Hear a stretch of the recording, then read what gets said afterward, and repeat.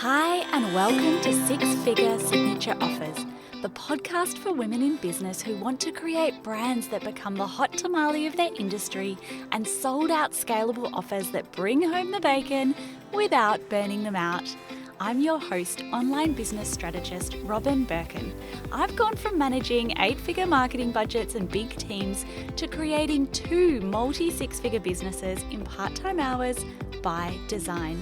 If you're ready to attract Cloud9 clients in droves, sell out your scalable offers, and not bring your laptop to the beach, then welcome, let's go.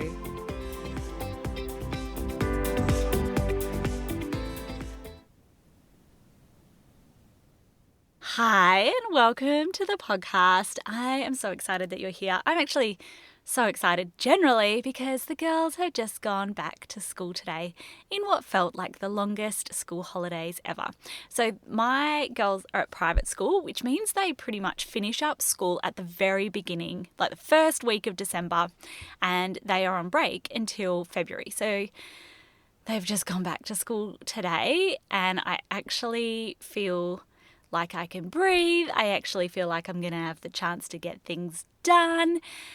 I am so locked in on the plan for 2026, but so much of the plan changed at the beginning of December. And so a lot of the work I've been doing in December, January, where normally that would be sitting in a pre-launch, has all been back-end systems, ops, team, getting everything ready for the beginning of the year. So anyway, now that we have just started, we're in February, knocking a few things off the to-do list quickly and then getting back in the ring of things. But things behind the scenes, which I'll speak about, I'm sure, in a few episodes, have changed quite significantly. So there's quite a big, in some ways, upheaval in the business. We're going to change up our lead magnets. We're changing up quite significantly the way that we intake people into the mastermind. So all things happening here, but feeling that freedom. And God, I think at every step of parenthood, I have always felt like things will get easier. And I know everybody says, oh, they don't get easier, they just get different. I'm always like, really? What? And then every time I get into the next stage, I completely understand exactly what that means, because I feel like I did not have a minute spare to jump on Instagram, to do anything. I had a post, when was it? After Christmas, go viral. And ideally, like within the next 2 weeks, you would double back on that and take advantage of the newfound visibility. Did I do that? No, because I was knee deep in the holidays with the kids, living our best lives, enjoying the pool that we now have in our backyard and the gorgeous surroundings and pool room that is there. We're now also this week in the thick of the renovations and construction on our main house, so that should be interesting. But anyway, I digress. What I wanted to talk about today was something that was a very important conversation we had inside the mastermind with a client who is sort of looking at what her funnel looks like in 2026. And she is moving to a more evergreen style of funnel for one of her core offers. And we were looking at what the offer structure / customer journey looks like for that. And the question that we were asking is, well, how do we roll with this funnel? And we were tossing up between starting with a lead magnet or going straight to promoting a low ticket offer. It's a really valuable conversation to have. It's something that we do discuss quite a lot inside the mastermind, because your low ticket offers are absolutely having a heyday. So I know I've done many episodes here on the podcast on low ticket offers. You will see my exact thoughts, and you will know that typically, unless your business is humming along, low ticket offers really aren't something that I recommend. And we'll dive a little bit deeper into this topic in today's podcast, but also go and check out some of the others on low ticket offers, because you will get a really good understanding of whether or not they're right for you, especially in today's episode. So you will notice that this episode is about low ticket offers or lead magnets. That is because a low ticket offer is essentially a form of lead magnet. So it's really important to understand when you are creating your offer ladder or planning your sales forecasting for the year that you almost count your low ticket offers in the realm of lead magnets, because their primary function isn't there to generate revenue. Their primary function is to create leads that ascend into your signature offer or higher ticket offers. So the purpose of a low ticket offer is not necessarily to generate revenue. Most of the time they will break even, if not lose just a little money. And I don't think that many people speak about that on the front end. So if you are there thinking, wow, what am I going to do in my funnel? Number one, check what is the strategy that you've set at the beginning of the year. We're now at February, so we really want to have that year-long strategy nailed down, which doesn't mean it's not going to change. However, you want to know, well, what is my customer journey / sales strategy for the year? If you don't have that, you can absolutely reach out and we can co-create that together. But your low ticket offer will serve as the tactic or strategy that you use for lead generation. So you're either going to have a lead magnet, a free PDF, a free video, a webinar, whatever that will be, or you're going to have a low ticket offer. And that is going to form part of your sales strategy or sales system into your business. So if you're deciding though which one of those is right for your business, here are a few things to consider. Number one, it is my firm belief that there is no such thing as a freebie seeker. What there is low ticket offers that are like dead end Instagram posts that are great. People want to download them but don't activate people into taking the next step with you, or don't serve that purpose of getting them to really buy into the message and the belief shifting that they need in order to then be activated to join your offer. However, there are some people, based on the messaging you may have in your top of funnel, whether that's in your content or the ads that you use to promote your lead magnet, that may attract the type of people who will never buy. But it's not a lead magnet versus a low ticket thing. It is a language thing, and it's what's in your content and what's in your lead magnet and the way you message it, rather than just a demographic necessarily of people. So there are people who will just, never buy, like they're just perpetually on the look for the secret. All they want is the secret, and there is no secret. There is just hard work and implementation and data. It's not really a thing of like, oh, if you have a lead magnet, you're only going to attract freebie seekers. It's absolutely not the case. I download free things all the time and I invest all the time. I work with $1 million business owners. They too download free resources from time to time. So no such thing in my book as if you have a free lead magnet, PDF, whatever, you're only going to attract freebie seekers. I don't believe that's a thing. However, these are the things that I do believe are a thing. Number one, if you are considering between a lead magnet and a low ticket offer, you are going to want to think about the customer journey. If you have a PDF, what does the segue look like to get someone from that PDF into your signature offer? What does that look like? Is there a webinar? Do you have a nurture sequence that leads them to a webinar? Or how otherwise are you going to get them to join your program from that lead magnet? If you have a low ticket offer, also, what does that look like in terms of the invitation to join your program? Nobody, you can't, if you collect email subscribers, whether that's via low ticket offer or a lead magnet, you still also have to have something that sends them or invites them into the paid offer. So this is your sales strategy. And what is the level of work / implementation involved in what they have to do? If you have a low ticket offer that will take someone arguably weeks or even months to go through and implement in their business, or even just consume, it's a fairly safe bet that they're probably not going to really ascend into your signature offer. because they'll be like, well, I've just purchased this. I've got to finish this first, or I've got to do this. So when you have a low ticket offer, you may have something that has a price tag attached, and a low ticket offer could be anywhere from $7 all the way up to even $97, depending on your niche. The most common price point, as I know that you know, is like that $27 price point.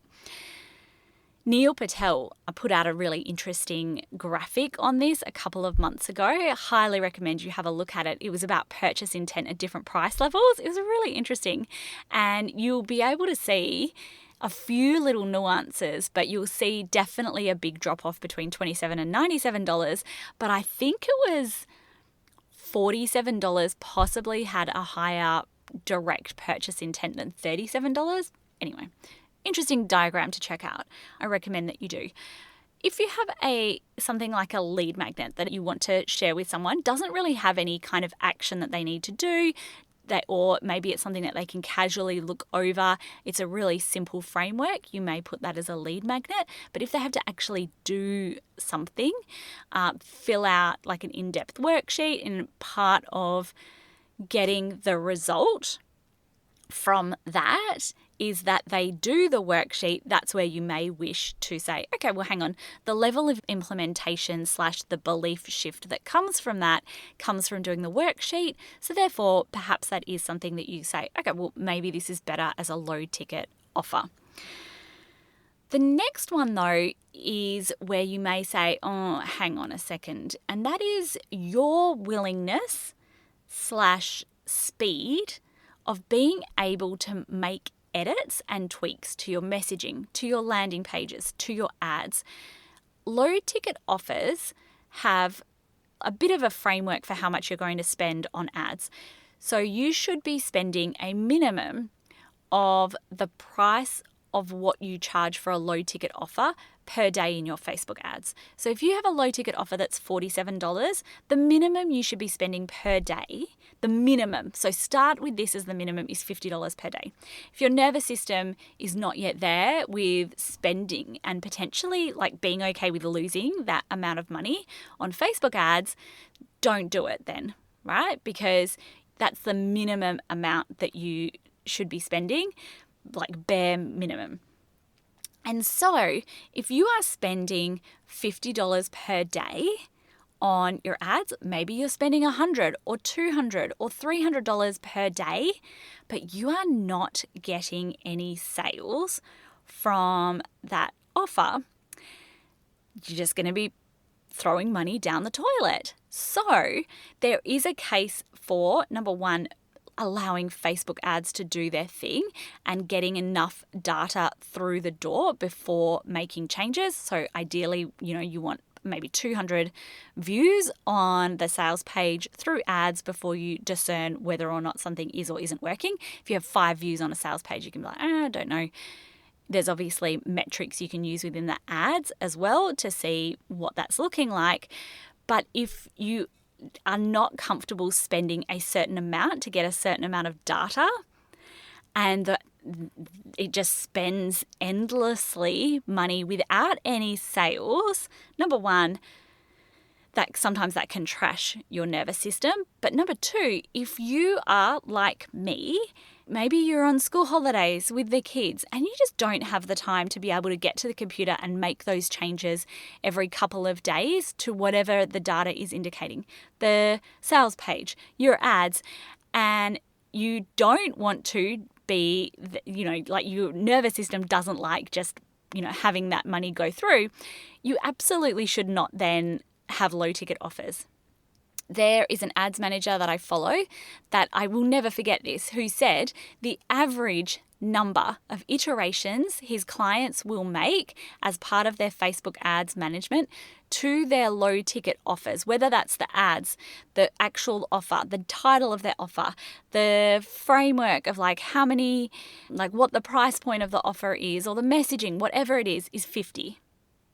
50. So are you willing to be spending that money and iterating? Are you also a data-driven person who tracks data and is willing to be looking at that? If the answer to all of that is no, do not pass go, don't collect $200, don't even bother. And I know that you can get shiny object syndrome and feel like it's so great to have low ticket offers, but you have to be okay with checking the data, making the tweaks, and being able to make those tweaks speedily, not just once a month, but you will be checking your ads every day or every couple of days and considering what that looks like for you. So if you're not data driven, if you're not comfortable with spending a certain amount on Facebook ads every single day, it will be dead in the water before you've even begun. So go with a lead magnet in that case. Again, what is your ads budget? Can you spend a few $1,000s per month on your ads? And when we look at this, it's so worthwhile putting this into a spreadsheet because it all comes back to, well, how many sales and how much revenue do you want to make from your signature offer? So you need to have the sales strategy in place for the signature offer that ascends people from the low ticket offer into your main signature offer, right?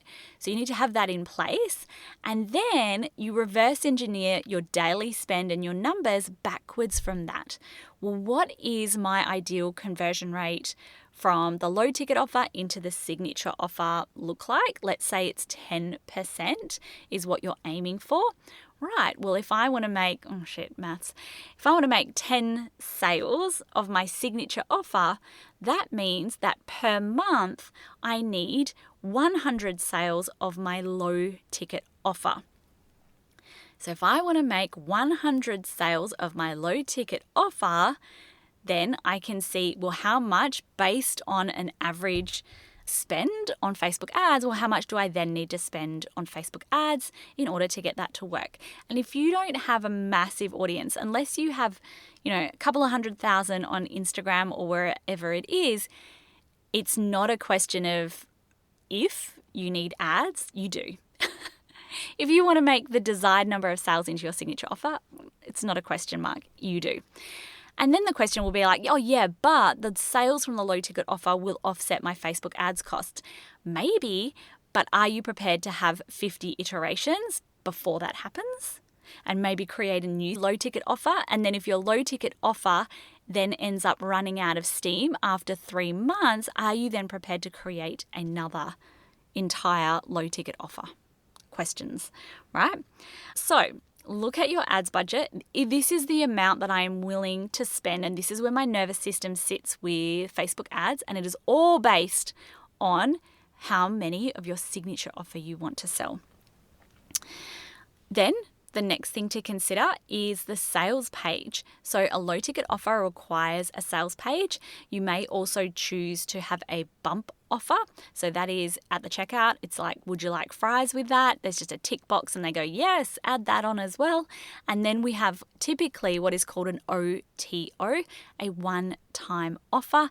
And in the market at the moment, you'll see that a lot of people have sort of between 2 and 3 one-time offers. And that is basically the thank you page after they've purchased the low ticket offer leads to another sales page that says, oh, hey, I've got this other thing.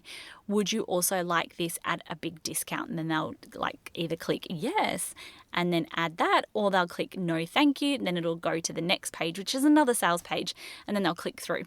So several potential sales pages, and also not just the one low ticket offer, potentially several low ticket offers. Is that something that you wish to do?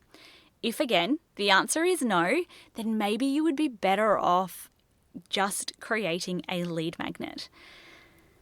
Then the last one is recurring revenue. If you have a certain amount of recurring revenue already coming into your business, let's say that's $10,000 a month of recurring revenue, and you have that breathing space to be able to invest in Facebook ads, you already have sort of a sales process dialed in for your signature offer, that is when I would say, okay, cool. Now let's potentially look at investing in a low ticket offer funnel, because they can be great. And yes, they do ascend people at a higher rate than lead magnets. And yes, they can create raving fans. And yes, they can offset your ad spend. But the difference is in the complexity of them and your ability to be able to spend enough on Facebook ads in order to get that funnel really, really humming. So a lead magnet, whilst it may ascend less people into your signature offer as a percentage, you'll be spending less on Facebook ads. You'll have less moving parts. You will be able to get it up much quicker because you just have to create that very simple lead magnet page. And then what you can do as a bridge or an in-between is a tripwire offer. So basically you have your lead magnet, and then the thank you page of the lead magnet gets to be essentially a one-time offer for a small product. That is what's going to help you get lower costs on Facebook ads because you just got the lead magnet there. It's going to be super easy, super quick to get up and running. And then you may still be able to recoup some of your ad spend because that thank you page is a smaller offer without all of the complexity of a low ticket offer. This is what we have ended up doing for my client. She is rolling with, instead of directly rolling with a £7 offer on her ads, she's going to start with a lead magnet that has already been proven to get great cost per lead on ads. She's going to then put the $7 product as a tripwire that then leads into her evergreen funnel. If you would like help creating your funnels, creating your sales strategy for 2026, then we have the waitlist open for the Peace and Profit Mastermind. We're doing things a little bit differently in 2026 in that primarily if you wish to find out about any spaces we have in the mastermind, you are going to want to be on our priority access list in our waitlist. So if you would like to be considered for the Peace and Profit Mastermind, where I will create for you a bespoke strategy, you and I will go through, we'll have a shared document, our Sweet Six blueprint that we use to help get you results. And then you have in-depth, high touch and white glove consulting with me. Make sure your name is on the waitlist to find out about our next availability. Cannot wait to speak with you next week. Bye for now.